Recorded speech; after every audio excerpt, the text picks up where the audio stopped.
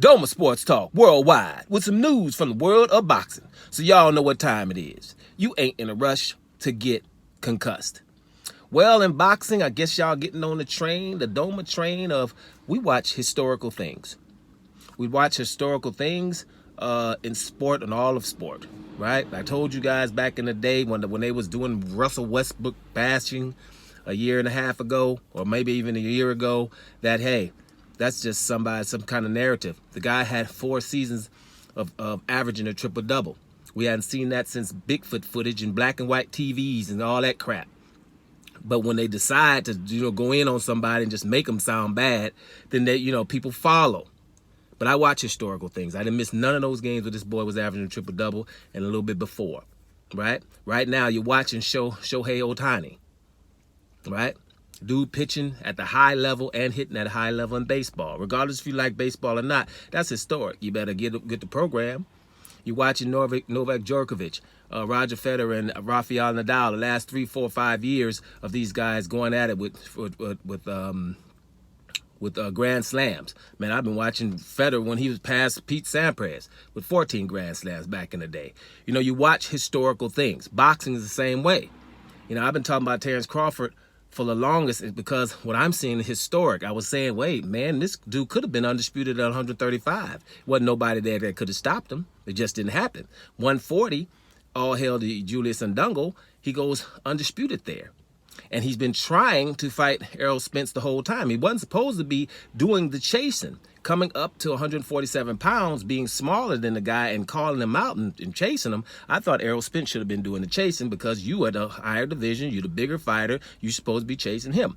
But we kept hearing other things, other sides of the streets and other reasons. Matter of fact, Errol Spence went on to beat Ugas for his 3rd title, and I thought Ugas should have fought Terence Crawford. So the negotiation between Terence Crawford and Spence could have been easy because they would have both had 2 titles. But Spence went on and beat Ugas.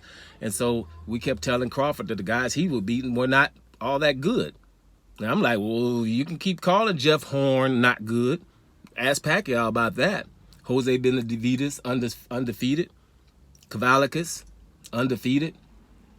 Right? You can keep calling all these guys not good. But it's not, it's distance between them. So I'm just looking at history and I'm looking like, man, this guy's trying to become a 2-division undisputed champion and talking to a guy that's even bigger than that. And it's crazy awesome. And Jamel Charlo trying to get 154 pounds. And I know the boxing world is paying attention now because they see how good Terence Crawford is and they understand that, you know what, bro, we better, like we was trying to put the brakes on him getting a 2-division, we're going to definitely put the brakes on him getting 3-division because if we do, we don't have nothing else to say about the rest of these guys.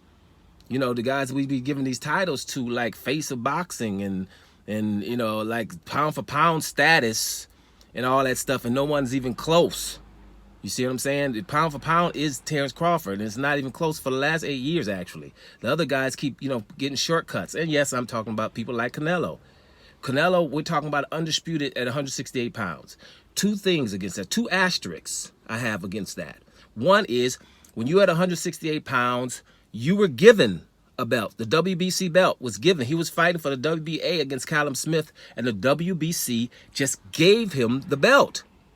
Now, you could probably do that just for GP, but when you're going to call him undisputed after that, don't you feel when you see the names of those other guys, the Bernard Hopkinses of the world, the Jermaine Taylors of the world, the Terence Crawford back then of the world, even Naoya Inoue of the world, and all these guys who did these real undisputed things, Alexander Usyk, who, for example, went to everybody's backyard to accumulate his titles. Didn't fight one time at home. Nothing was in his favor to go do that. So you got a guy like that, and then you got his neighbor as a guy who was given one of his titles. Just given. Just no reason. Just, we're going to give him the WBC, and then we're going to call him undisputed. Directly after my other asterisk. My other asterisk is this. You could have been undisputed at 160 pounds, which is the glamour division, which is the middleweight division.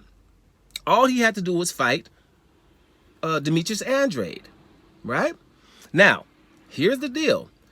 When Terence Crawford and Errol Spence were having problems with their negotiations, didn't the whole world of boxing get upset. Like, why is this taking so long? Why is this guy not fighting? Why is this guy not want to fight? We're supposed to get, this is an undisputed fight.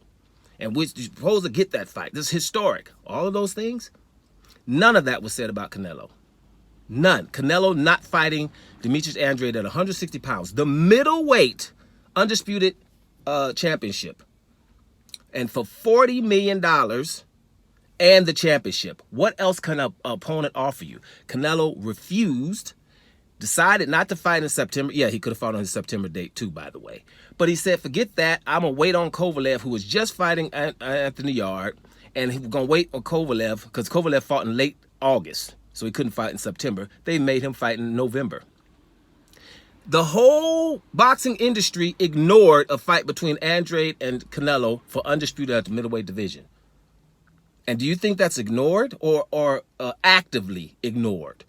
So when you watch things like that, you're like, what the hell is going on here? That's ridiculous. This is a middleweight fight. Why are we not all in unison telling Canelo, you're going to have to fight that one or you're going to get a couple of notches under from what you are, definitely from pound for pound. And matter of fact, the guy who you don't want to fight, we're going to put him up in the pound for pound. Because something is wrong with you for not wanting to take the most money you can have and just fight one guy. And you're the middleweight, not super middleweight, where it's easier and less glamorous, right? And you're not getting a belt. All you have to do is beat this guy, this one guy, and you can have it. And no one said anything about it. So I don't play that. I'm still upset about that. That shows what boxing's all about. But at the end of the day, now that Terence Crawford could possibly become 3-division world champion, what's happening to Jermell Charlo right now? He's going to be stripped on the day he fights Canelo. They're going to let him fight Canelo, undisputed versus undisputed, but as soon as the bell rings, he will not be the WBO champion anymore. The WBO is going to strip him. Now, in terms of stripping him, I think it should be a little bit different. He shouldn't be stripped. He should just be, okay, you're going to have to fight Chu because Chu has been waiting, right? Costas Chu's son, Tim Chu. And Chu is a bad boy. And he's supposed to be getting his shot.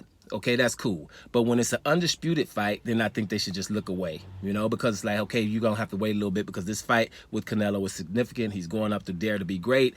We didn't take Canelo's titles when he goes and does other things.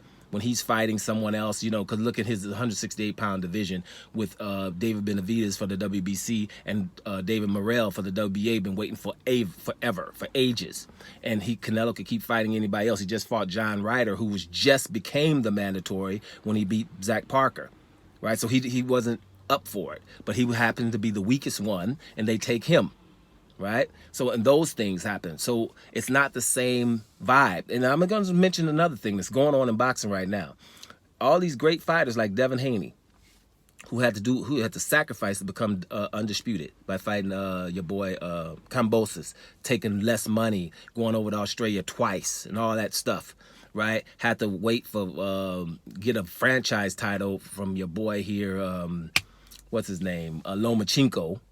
Right, goes get a franchise title when Devin Haney is his mandatory. So Devin Haney goes and wins all the belts, you know, defends him against Lomachenko. He should be able to have a couple of voluntaries or something, or do whatever he wants to do, go up and fight Regis Prograis and come back down and still have his belts. No. He's a champion in recess, is what they're going to do to him.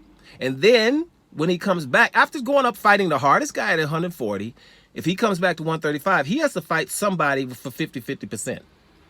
After doing all he's done. You know, so, you know, you're looking at that, and that's not a double, that's a triple, quadruple standard, right? If you just pay attention, because these things are just not happening to Canelo or in others, right? So let's just see what happens. I'm just saying this. I think that the boxing world is pissed, right, that your boy Terence Crawford could become 3-division undisputed because they see it don't matter who's standing across.